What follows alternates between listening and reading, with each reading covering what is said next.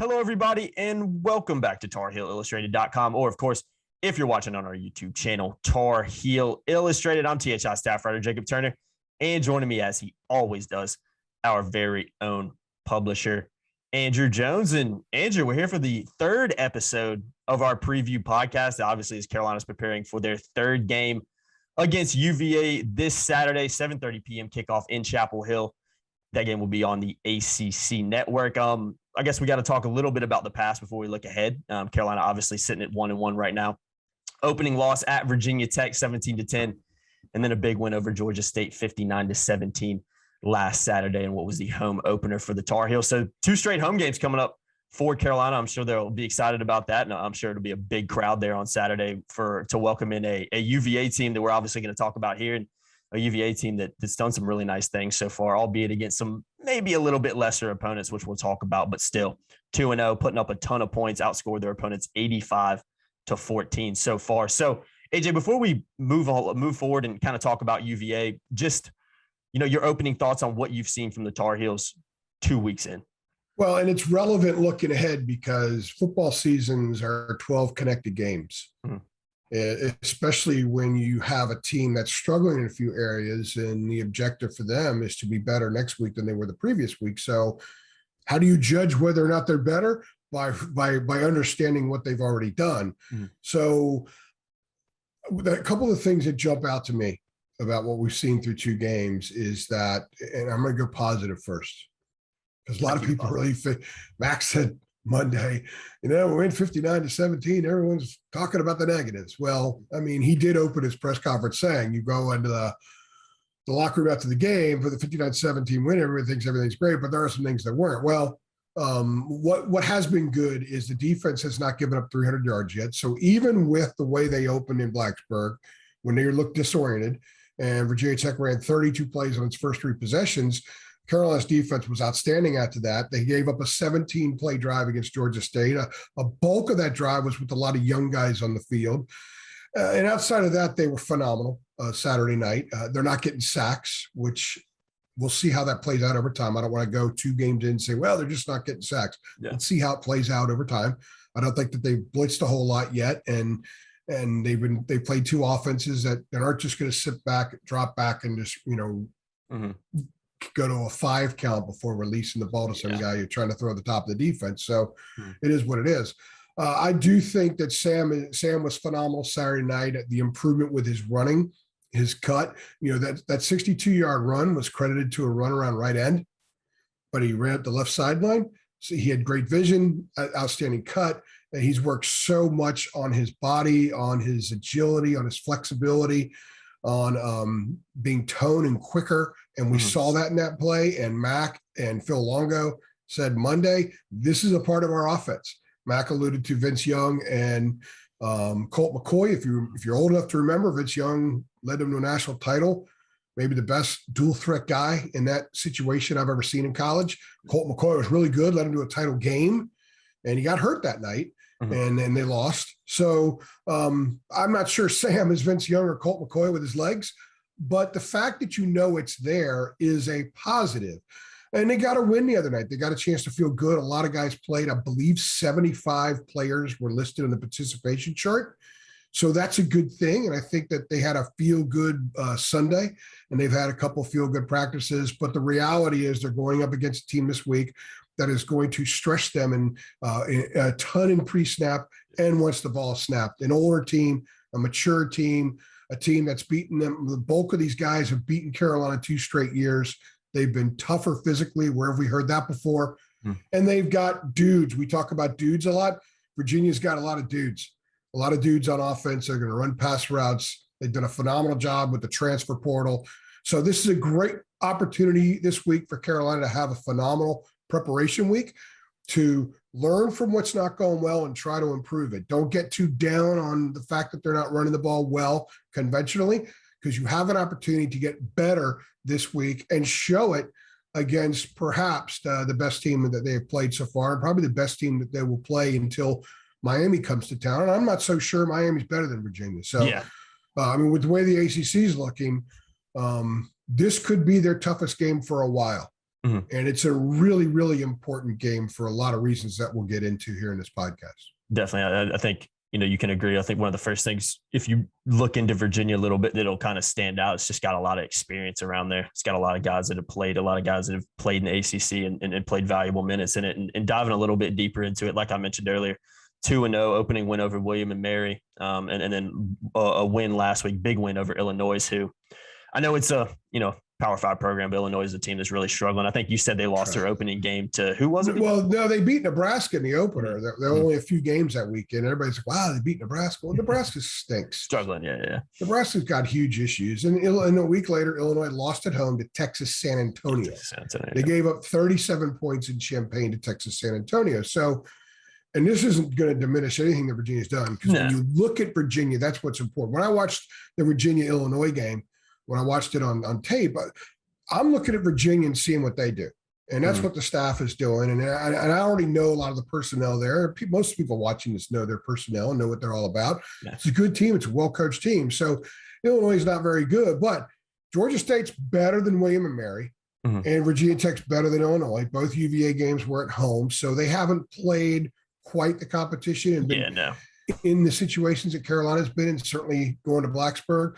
So Carolina might be a little more tested in that respect. They might know who they are a little bit more than UVA does, but what UVA's seen so far has been pretty impressive. They struggled a little bit with William and Mary, kind of couldn't push the ball. They didn't enforce their will on the offensive line for a while as much as you thought that they would, but they got it going and they put them away and ended up winning 43-0 or something like that. Shut them out. Yeah, I think just like Carolina against Georgia State, they struggled for a while, but they exploded in the second half and they won 59-17. So if you're going to have some warts to look at, it's pretty good to look at them when you win 43-0 or 59-17. Yeah, you're not lying about that. Yeah, it definitely outscored their opponents 85-14 in those first two opening games. So yeah, just putting up a ton of points right now. And obviously the defense has played pretty well as well. And looking at them, I think the place you got to start is obviously, Brennan Armstrong, quarterback for UVA, thrown for 744 yards, already this season, 7 touchdowns, just 1 interception, 11.1 yards per pass, and then 71.6 completion percentage. So really he's having an outstanding year, through the first 2 games and what he's been able to do. And then, one of the things that stands out about UVA too, I think, is you look at that wide receiver core and they spread the ball around. It's not like there's just one guy out there catching all the passes. You got Dontavian Wicks, who currently leads the team with 7 receptions for 163 yards. But even more interesting than that, you got 5 receivers with over 100 yards receiving this year. And in comparison, Carolina's only got 3. And, that drop off from number 3 to 4, if you look at it, is a pretty steep drop off in terms of yards. I think right now it's like Bryson Nesbitt sitting at 4 and he's got, 1 reception for 47 yards. So big drop off in terms of that, but UVA is able to spread that ball around very well. It's not like they're just relying on one guy. They've got a pretty balanced attack outside, which I also think, correct me if I'm wrong, Jay Bateman kind of alluded to during his press conference on Monday as well. And then tight end wise, Jelani Woods, Oklahoma State transfer, high expectations for him, NFL prospect, 127 yards so far this season, 6 catches, and he had 122 of those yards against Illinois last week. So a big breakout game for him. And I read a few articles kind of saying, that's the Woods that they expect to show up after struggling a little bit against William and Mary. So this is a team with a lot of offensive talent. This is a team that has a lot of experience on both sides of the ball. This is a team that's, just been putting up points at will this season behind, arguably one of the best quarterbacks so far in the ACC this season. Whether he can keep it up throughout the season remains to be seen, but no doubt about it, so far, he's been absolutely fantastic in Brennan Armstrong. So this is a good UVA team. Make no mistakes about it. This is a UVA team that really out-physicaled Carolina in Charlottesville last year and really just bullied them around, for lack of a better word, throughout portions of that game. So, it's going to be a tough game. I know it's in Chapel Hill, and that should help Carolina out as well. But this is a very, very tough matchup for the Tar Heels, and one that they're going to have to play at their best to, I think, win in the long run. Yeah, Jelani Woods is the interesting piece on offense. He came over from Oklahoma State, as you said, and he's like 6'7". And early in the Illinois game, he caught a ball over the middle, going toward the end zone, just kept going. And a couple guys finally brought him down, but when you have a target like that, who can catch wide and catch over the middle, but not just catch over the middle crossing, catch over the middle going toward the end zone. And he's tough to bring down. I mean, who's going to defend that? Yeah, that's a good point. And that just makes them so much better. And they've got all the other receivers you're talking about, and Keaton Thompson, who they list him as like FBP or something like that. He's a football player. And he really is. He does everything.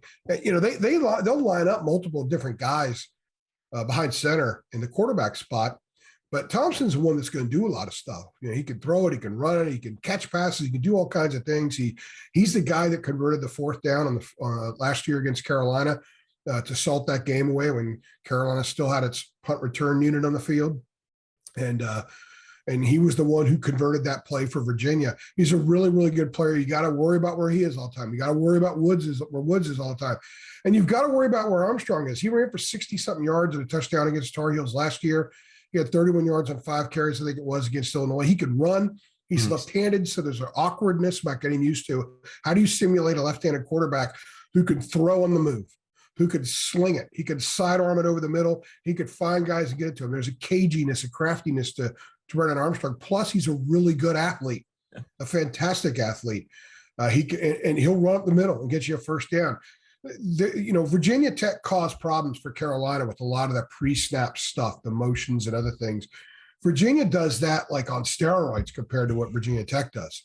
Mm-hmm. So Carolina's going to be challenged in pre-snap, but they're also going to be challenged once the snap is made because they've got a veteran offensive lineman, a bunch of seniors, guys that put 38 up on Carolina in Chapel Hill 2 years ago and 44 last year in Charlottesville. They start 12 guys on offense. I say start because they're situational.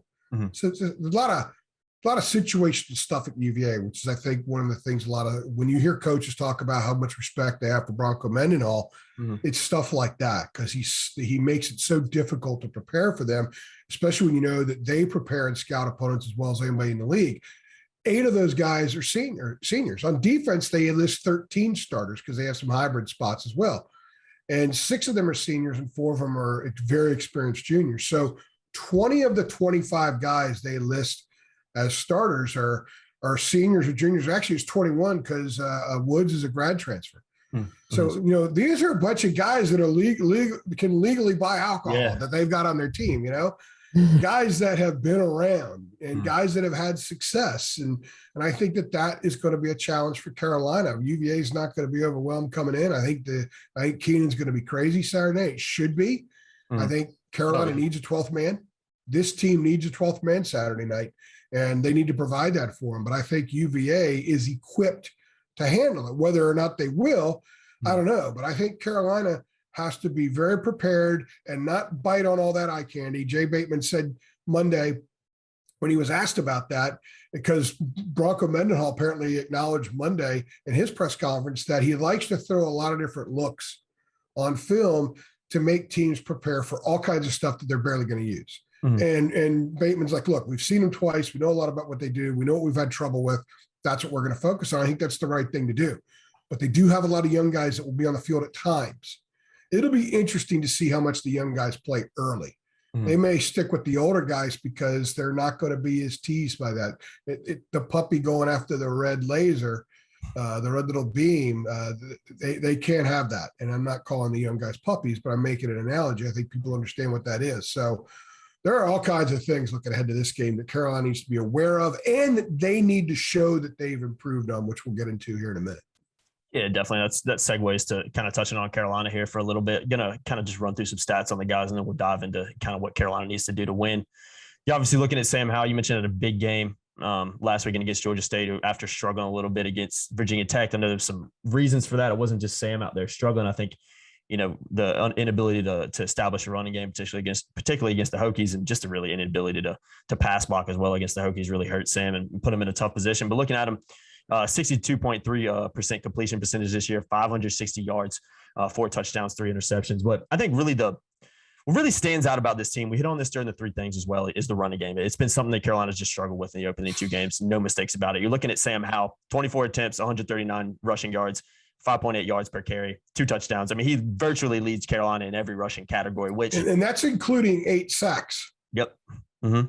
Yeah. I mean, a lot of those aren't design runs, for lack of a better word, either. Those are Sam Howell kind of having to get outside. Yeah, the 22-yard touchdown was, RPO go pass. Oh, here comes pass rush. I better go. Yep, better go. Now, the 62-yard run was a call. Mm-hmm. And if you saw Phil Longo's reaction, I watched the replay. I actually asked him about his reaction on Monday Because Nick Polino went over to him and something like, "You were on it, coach. You said he was going to do this." And that was the reaction that I saw. Yeah. And that was a design run, the 62-yarder. And like I said earlier, the cut that he made was something he wouldn't have done 2 years ago, but he's added that to his game, and it's going to make him even more valuable for the next level. Oh yeah, definitely. I mean, it's good that Sam can get out there and run, but I think we would both agree, and even probably the staff would agree, the amount he's had to run is not ideal. And, behind him, you've got Ty Chandler, 124 rushing yards, one more attempt than Sam Howell with 5.0 yards per carry, also has a touchdown, which he got against Georgia State. So I think that's probably the biggest question mark going into the rest of the season is Carolina, can they find another running back? I know DJ Jones missed last week as well through injury, kind of still up in the air whether he's going to play this week as well.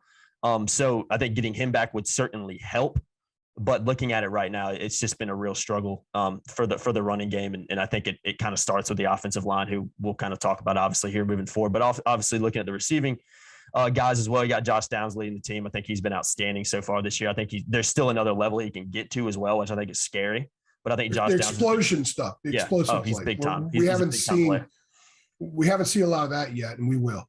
Yeah. Oh, definitely. I think, like I said, I think he's got even more things in the locker that he can show. 16 receptions, which is, looking at it right here, is over double any other receiver in terms of how many times he's caught a ball. 196 yards, 12.3 yards per catch, 2 touchdowns as well. So he's been the standout. You get Antoine Green behind him, Emory Simmons. But interesting enough, you put them two guys who both have over 100 yards receiving this year, you put their receptions together, it's only 11. It's still 5 less than what Josh Downs has singularly this year as well. So I think getting some more reliable receivers out there, obviously having a guy like Bo Corrales out there would help as well with his experience and everything. But obviously, that's still up in there with him. So you don't know what's going to happen with that situation. Bo's not playing anytime soon. Didn't think so either. So, yeah, looking at this team, I mean, I think against Georgia State, they were better. But I think I talked to you this after the game and was talking to some other people about it as well. You could watch the warm-ups for 30 seconds and say, all right, Carolina's about twice the size as every player on Georgia State's side of the ball. So, I mean, you expected them to kind of dominate, especially in the second half like they did. Still credit to Carolina for doing it. But Carolina was bigger, faster, stronger, more talented than Georgia State, and I think it ended up showing in that game. So this is going to be the biggest test for the Tar Heels. I think there's still a ton of room for improvement at every single position on the offensive side of the ball in particular. I think the defense has played well for the most part. Still some room for improvement. You mentioned the pass rush. I think that can improve tenfold, and if they can get a more legitimate pass rush in there, this defense will take another step up. But I still think they've been pretty solid so far in what they've been able to do. So, AJ, as I always like to ask you in this preview pod, what does Carolina need to do to win against UVA on Saturday? Well, let's go to the offense because we haven't really discussed the running game, the conventional ground game yet. And it was interesting. Yeah, it was interesting. Phil Longo was asked about it like 3 or 4 different ways on Monday. And his initial remarks were, well, it's not always just the offensive line. And he's right. There's a lot more that goes into it. Same with pass protection. People always blame the offensive line. Well, tight ends, they've had some issues with running backs and protection, certainly against Virginia Tech. And in run blocking, the tight ends need to block, the receivers need to block. But the thing that I'm going to focus on here is the stuff in between the tackles. To me, the epitome of conventional ground game is how do you do between the tackles? Those are dive plays, counter plays, all that kind of stuff. And that's where you sort of enforce your will. And against Georgia State, they ran the ball 23 times between the tackles, from right tackle to left tackle. And they picked up 79 yards. So they averaged around 3.4 yards an attempt. One of those runs was a 16-yarder for Ty Chandler. So the other 22 times they ran the ball between the tackles, they averaged 2.9 yards an attempt. And Max said Monday that they evaluate every running play that doesn't get 4 yards, because 4 yards is the minimum considered a successful run. So that means they average 1.1 yard below the minimum gauge for what is a successful run. So most of the runs in between the tackles, they had to look at and figure out what's wrong. And usually that's not wide receiver blocking. The tight end can certainly affect that on the tackle plays. It depends on how much you pull. Maybe they did some pulling early the other night. When you're up there, I haven't watched the film of the game yet because I was watching UVA and it was Georgia State. But there were times they were pulling guys. Sometimes teams that pull a lot and they're struggling in the trenches like that, they pull back on it and they just you put your head on the guy and You hit them with the right, block them with the right shoulder, turn them right, left shoulder, turn them left, that kind of thing, depending on where the ball's supposed to go. I think that something a lot of people are talking about is what kind of vision are the backs applying to these runs? Or what are they seeing? Are they cutting properly? Are there some issues there? Are they not getting to the hole quick enough when there is a hole? Because you don't need to have a massive hole for some guy like me to waddle through. You just need a small space for the guys to get through, and you don't have to sustain your block for a long time to open up a hole in a dive or a counter play, okay? So that's what they're looking at, and I think that will be tested against UVA. But let's keep in mind, just for a moment here, a year ago, they struggled the first game offensively against Syracuse. It was 14-9 going to the third quarter. Sam threw 2 picks in the opener. He threw a pick the following week when he got clobbered to the goal line at BC, and they didn't race up and down the field against BC that day. So the first 2 games last year, they were on offense, but they exploded in game number 3 because they learned a lot. And that's why the value of last Saturday's game was so big, that you win big, but man, there's a lot of stuff to fix. But it's a little easier to fix it when the guys are all feeling pretty good about themselves, pretty much, right? Mm-hmm. So a lot of that will be applied now. They have 134 offensive plays that they've run for the staff to evaluate. That's a lot. That's pretty good. They have a pretty decent idea what they're all about. They'll have a better idea after Saturday night because of the quality of the test, and because this is another week of trying to fix some things that haven't worked. So I'm going to watch how they run the ball between the tackles, because you can only survive so long not being able to do that. Yeah. Unless you're Mike Leach's offense, and it doesn't even matter if you do that kind of thing. And it does matter, because, Phil Longo, I cringe sometimes when people outside this area, outside this coverage zone, that don't really focus on UNC when they talk about, that Phil Longo just likes to chuck the ball around all over the place. Mac even said Monday, like on first down, they've run 32 times and passed 32 times. In the end, Longo likes balance. That balance doesn't mean every game you run it. If you run 80 plays, you run it 40, you pass it 40. Maybe 60 passes one game and then 60 runs another game. Over the course of time, it balances out. So they need that. That's an important part of what his offenses do in order for those RPOs to work. You don't want Sam running a ton. I know they said that he's effective and they're going to use it because it's part of what they do. It's part of what a lot of teams do, but you don't need Sam getting hit 18 times against Georgia State. No. And Virginia's going to pop him harder. Mm-hmm. So that 62-yard run probably doesn't occur against Virginia because of the guys that they would have defending the play. Someone's going to pop him over the middle when he's cutting. Mm-hmm. I think you just got to guard against that, especially when you have the best quarterback in school history, one of the best players in school history. If you could find other ways to advance the ball with him avoiding so many hits, I would do that. I would try to do that. And I think that's what a big part of Saturday's mission is. Try to establish that inside run game. See if it's there. You've got a bunch of experienced guys. If Josh Azudu plays, you've got all 5 starters back from last year. I mean, that was supposed to be a strength. That's what we were told throughout all of August, and that's what we reported.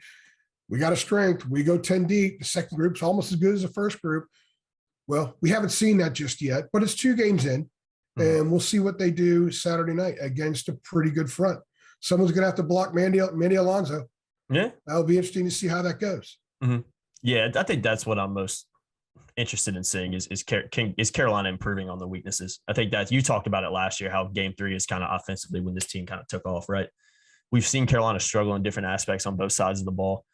But if you can't fix those issues, and those issues are still issues week 3, week 4, week 5, week 6, that's when the identity of this team really comes and you say, okay, that just is what it is at this point. If we're talking about in a couple of weeks that Sam Howell's still the leading rusher on this team, then that's just what it is at this point. So I think if Carolina can continue to make strides and get better, if that will kind of lead into this team improving and getting better and hopefully getting It's true, but let's also look at it this way. If you want to look ahead some, and I know the staff won't do this because they just focus on the next game ahead, but for Carolina fans that are watching this, if they just find a way to win Saturday night and they improve to 2-1, they're 1-1 in the league. They don't have another non-conference game, by the way, until they go to South Bend on October 30th. So it's a stretch of conference games and it's a stretch of division games. They then go to Georgia Tech. Georgia Tech's awful. They should have no issue. They should not have a problem winning that game. So if they just survive Saturday night, whatever it takes to get a W and you move on, you got an opportunity. You got an opportunity going to Georgia Tech to get a little bit better in those inside runs. Then you got Duke coming in. Duke's bad. It's a shame to see that Kukla's program is starting to trend back toward where it was when he took over. Yeah. It's the truth. I'm sorry, but it's the truth. A lot of Duke fans I know have said the same thing the last couple of days. Well, not a lot. I don't know a lot of Duke football fans. Yeah, no, it hasn't. It's pretty easy. I know a few. A lot. That would have been like the most egregious statement ever made right there. But I know a few. But that's a home game. That's another opportunity where Carolina should win the game. They get a little bit better in those inside runs. Then comes Florida State. Well, they just have suffered the worst loss in school history. I wasn't overly impressed with them against Notre Dame because something just didn't seem right. So another opportunity, a game where Carolina should win. So they should be able to string together some wins. Definitely. While getting a little bit better each week in those inside runs, the between the tackle runs. And then Miami comes in. That'll be a challenge. Mm-hmm. But we don't even know what Miami is. De'Aaron King didn't throw or run for a touchdown against App State. Mm-hmm. We don't know what Miami is.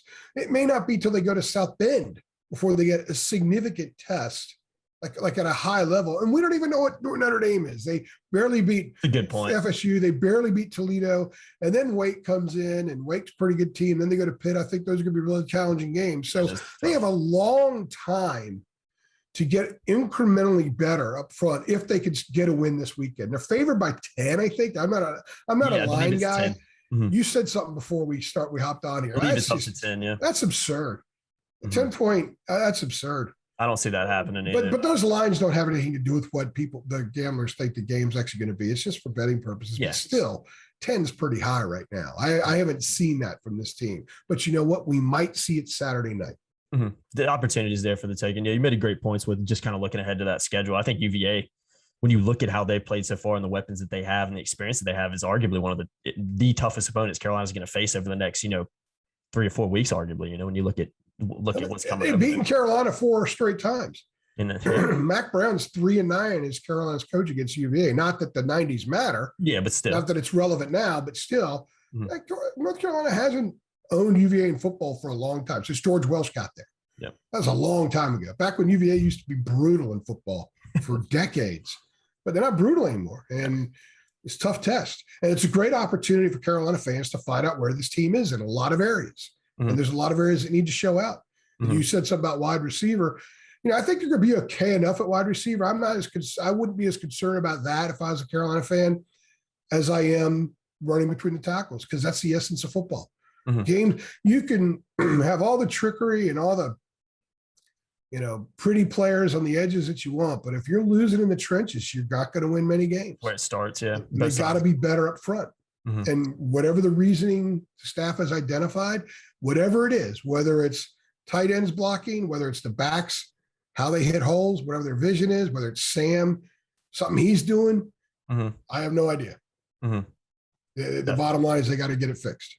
Yeah, it's I couldn't agree more, AJ. I think football is one on the trenches, and it's going to be a tough matchup for the Tar Heels against UVA. And looking forward and interested to see how it goes, because I think this is going to be a real test, and I think this win potentially for Carolina could really propel them moving forward, like you mentioned, when you look at the opponents that they have coming up over the next few weeks. So as we always do to wrap this one up, AJ, I got to put both of us on the spot, for lack of a better word.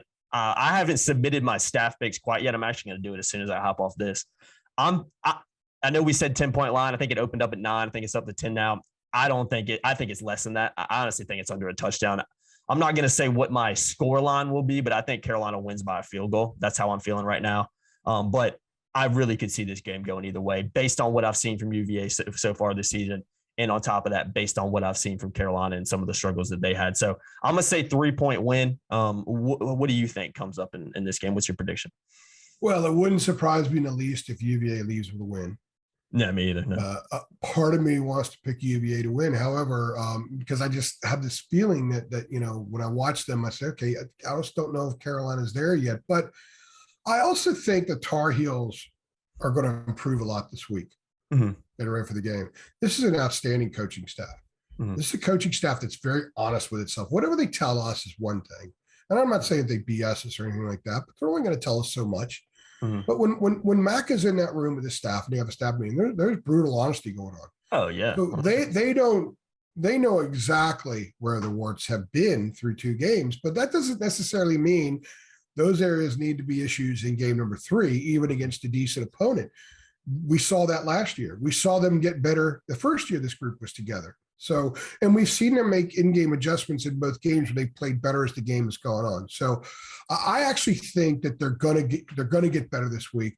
They're going to do enough in the run game and hit on some big plays that will get them to the winner's circle. Again, I would not be surprised if maybe UVA wins the majority of the snaps. If there's 150 snaps in the game, maybe UVA wins 90 of them. Mm-hmm. Carolina wins 60. I just think Carolina's going to hit on some big plays. I think they're going to do something on defense that flips the field or could change the game, and perhaps even something on offense. They finally got to a punt the other night.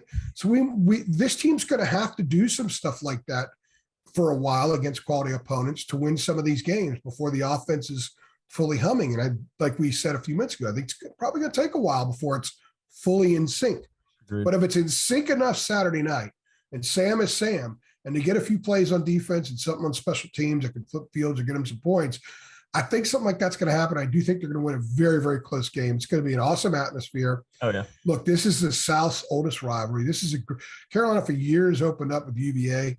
I know old Carolina alums that hate UVA. The Bourbonites, some of them call them. They don't go foxhunting in Chapel Hill, but they do in Charlottesville. They don't like that. These are two schools that are very similar in a lot of ways. High public Ivies. Mm-hmm. They have very similar missions as universities, and the fan bases don't really care for each other too much. I would love to see this football rivalry get big again, like it was for a long time. There was a while where it was arguably the biggest game Carolina played each year. So I would love to see that happen. It's always fun to see this game. I hope UVA wears all white. I hope it did look good a couple of years ago. Mm-hmm. Yeah, when they wear the freak show uniforms, they look ridiculous, and they look good Saturday against Illinois. That's a good UVA look right there. Yeah. So I hope they have a good UVA look, and I hope Carolina doesn't wear stupid uniforms either. They look good. That Carolina's uniforms at home here and that popped on that article. Oh man, yeah, popped. It was beautiful. So. Let's have our conventional uniforms. Let's watch physical football games. I think it's going to be pretty physical. And it's not.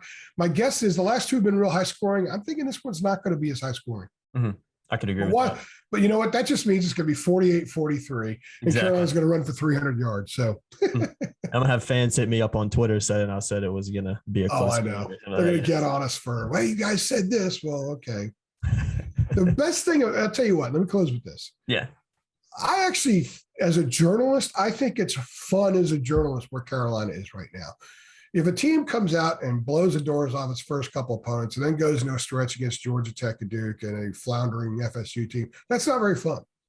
As a journalist, it's not very fun. I like the fact that these guys are kneading dough every day, trying to get better.